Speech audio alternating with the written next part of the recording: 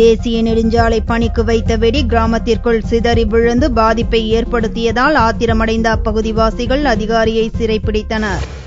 திண்டுக்கல்லில் இருந்து குமுளி வரையில் தேசிய நெடுஞ்சாலை அமைக்கும் பணி நடந்து வருகிறது. இந்த பணிக்காக வத்தலகுண்டு அருகே உள்ள கட்டக்காமன்பட்டியில் பாறைகளை உடைக்க அதிகாரிகள் வெடிகளை பயன்படுத்தினர்.